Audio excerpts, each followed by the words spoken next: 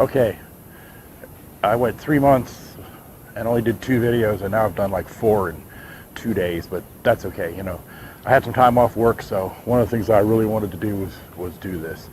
And this time, wanted to talk about a new knife that I've gotten that just very interesting story all the way around, so you'll have to bear with me a little bit, but let's look at it real quick. Okay, that is the Bark River Adventurer 3 in ironwood, desert ironwood scales. And there's a couple really interesting things about this knife. If you look at how the choil's set up there, and I've seen other knives like this, it's got a fuller, but the choil here and where it fits in my hand is just about perfect. And you can see the back here. And there's a reason that makes a huge difference to me. Now it's not a huge knife. I think it's between 3.5 and 4 inch blade. But I think it may be 4.5, but some of that is this. So the actual cutting edge is like 3.5 or something. But one of the reasons for it, so quick explanation, then I'm gonna beat on some wood and stuff. But the reason that I got this, I had gotten a Bark River Cub that I loved. I loved that knife. That knife was really nice looking. It was the first knife I ever got liners or mosaic pins with because I liked it so much. And I thought it was going to be big enough to handle. Now I got really big hands. So one of the things about the Cub is at the back here, they have the little, it up sweeps a little bit. It's like a little hump on the back. You'll know what I'm talking about. You know, I'm sure you've seen that before. Well, where that fit into my hand, sort of like this, and it was digging into my palm or into my finger when I would grip it hard. And as soon as I got it in my hand and just started holding it, I went, oh man, you got to be kidding me. And so I played with it a little bit. I never really beat on it with wood or anything. It never touched anything because I knew pretty much right away it's not going to work for me. It's too small to handle. Now this is actually a smaller handle, but because it's more pointed, it gets into my hand better. And then with this choil up here, the way the choil is set up, and it's a much, a lot of choils you'll see are really mostly the wood and then a little bit of the metal, so it's kind of half and half. Well, this one, the full choil is full metal, so it fits just right in my hand. Now, I'm not expecting, this is not meant to be a do-everything bushcraft knife. I've got the, the Jesmic. Gosh, I can't keep all the numbers straight with Chris Tanner stuff. JX 3 or 5, I can't remember. No, the 5 is the Vengeful one. I've got one of those as well. And the Jesmic is a great bushcraft knife. I use that, if I really want to beat on wood, if I'm really crafting bushes, that's really the kind of the go-to knife. But I wanted an intermediate knife. I got a small little pocket knife that I just did a video on, Alon Humphrey's Whitetail. And I wanted something else, and the Cub was the first Bark River I ever bought, so I wanted to buy another Bark River. And I started looking around and started, what am I going to do? What am I going to do? And I was really researching handles, and I sort of had a general idea. Now the Jesmic, the handle is really wide and thick on that, so it's short, but it fills my hand enough that it doesn't really matter, and it's good for.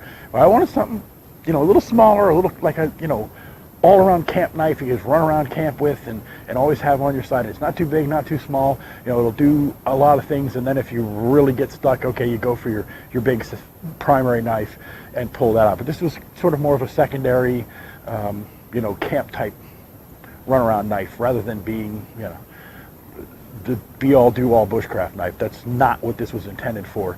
But I want to see if it'll split some wood. I'm sure it probably will. I just want to see what it's going to look like, what it's going to do. So I'll turn this around in a minute. We'll redirect and I'll show that a little bit. I'm not going to do too much, but beat on a couple. I've got a couple of small pieces of wood there. We'll beat on those and see what happens. So, anyways, real quick, but feel in the hand, fantastic. It just naturally falls into that choil, and then the thumb, the ramp there for the thumb, it's perfect. I mean, it just fits perfect. It feels like, yep, I could pretty much use this all day long and play and go nuts and, you know, never have to worry about it. So let's redirect, do this real quick, and see what happens. Okay, hang on. All right, so we'll put her through her paces a little bit here. Let's see what she got. So here's some, I don't have the sheath on, but let's see here. Let's try this boy. So it's not going to be giant pieces. Let's see what we got here. My impression is it's probably going to be fine, but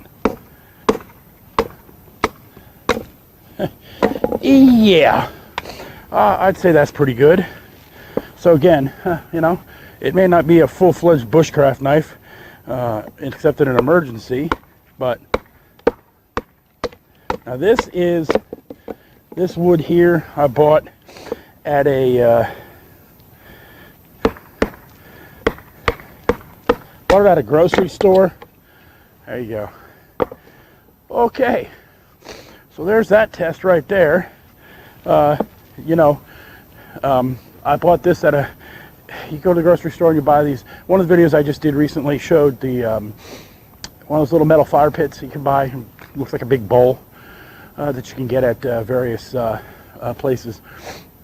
You know, the big box stores, the big orange, big blue handyman stores, and it's a great way of you know, doing this kind. You could get this wood. You know, I mean, if you're in an urban environment, you're not out in the woods somewhere, buy one of those little bowls. Go to most grocery stores out in front. They got, this time of year, they got little bundles of wood you can pick up for $5 or $6. Take them home, slit some wood, make a little fire. You know, get a little kindling and stuff, and you know, put a little fire together. You know, put it and use a ferro rod, and you know, practice your skills. Why not? You know, so you don't have to just wait until once or twice a year you get a week's vacation. You run out and do some camping. Do it at home too. But anyways, you saw that. Boom. That was what this stuff came from. I don't know if it's oak. It looks like it might be oak. I don't know. It's not hickory.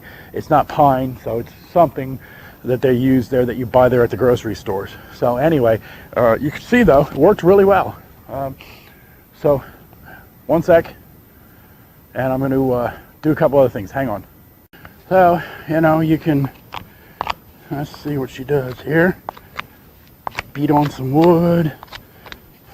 Now this thing is knots.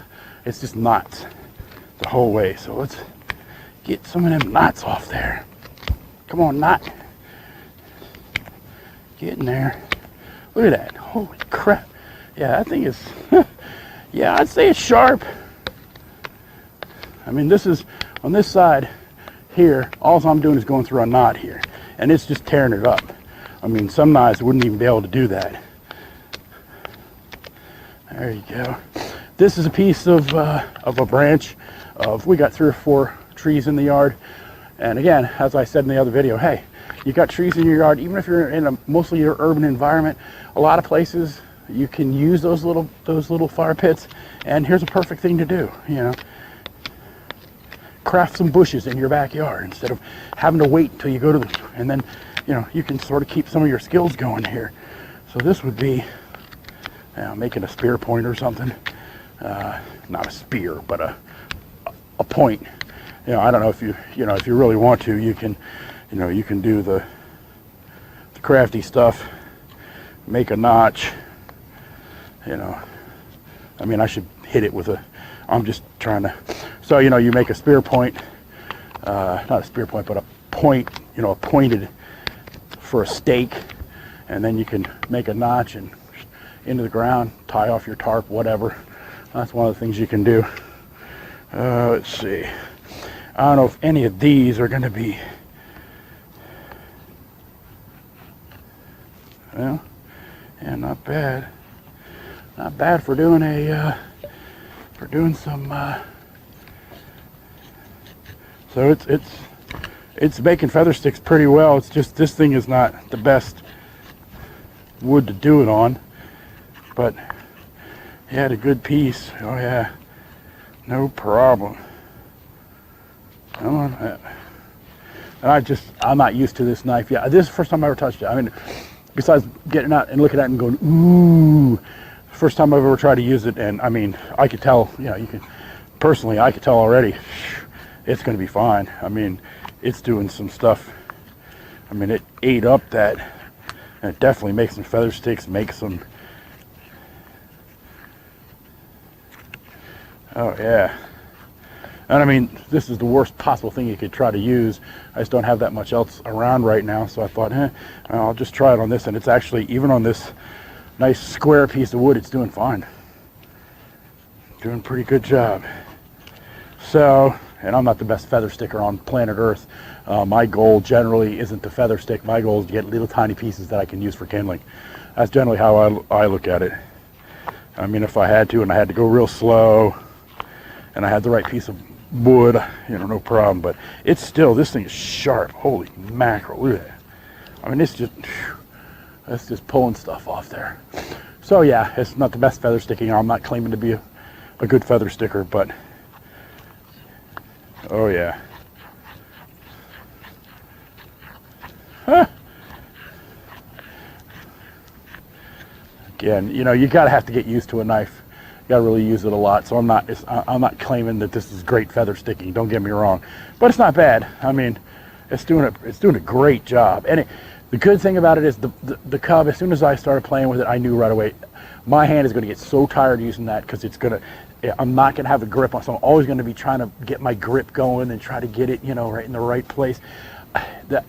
Mike Stewart on the Bark River Facebook page, I had actually posted about getting this, and he said they weren't that popular, and I am flabbergasted. I'm flabbergasted. This is a phenomenal. Now, like I said, if you're looking for a really good-sized, serious bushcraft do-it-all knife, which don't exist in reality, but you know, you try to get as close as you can. Most people, this isn't that knife. There's no question. This is not that knife.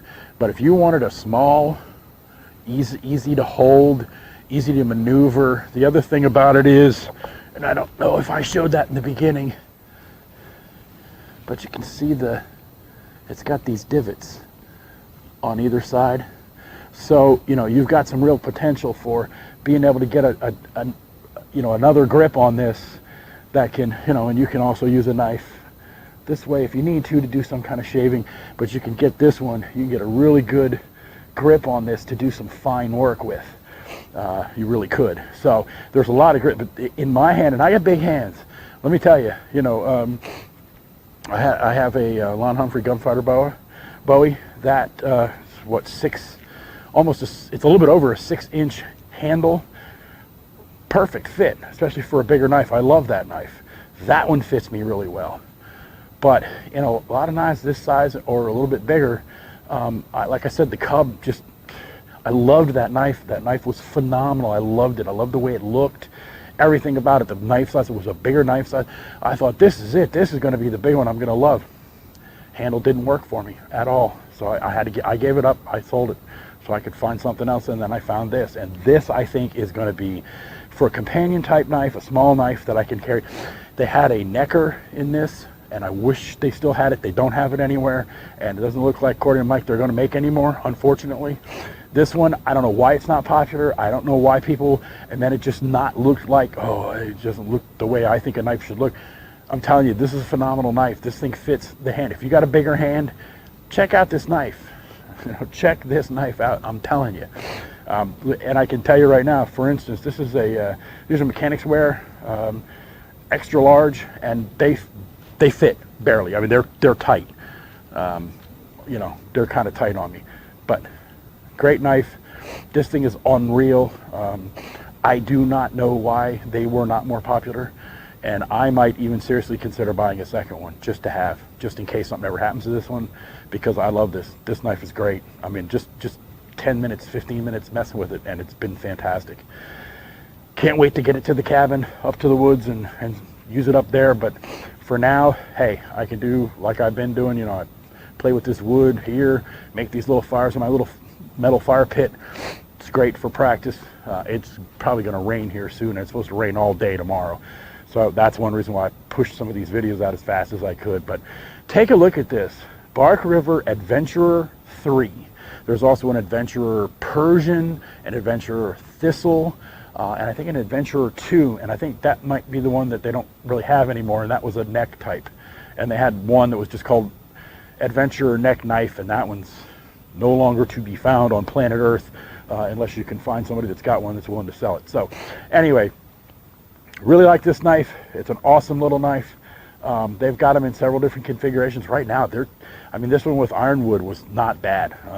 You know, it was not a bad price. So anyway, take a look, man. This is a really nice knife. I don't understand why this was not. Mike Stewart said from Barker River said they just didn't do that well, and I'm flabbergasted. I really am. It's a great little knife. So anyway, I like it. Take a look at it. Bark River Adventurer 3. Well, it looks like 3 I's, 3 capital I's. I assume that's what it means, 3. I'll put links obviously in the description box below and stuff. So go ahead and take a look. But this is really a nice knife. Give it a shot. Give it a chance. It's a really, really nice knife. Okay, thanks a lot, guys. Really appreciate it.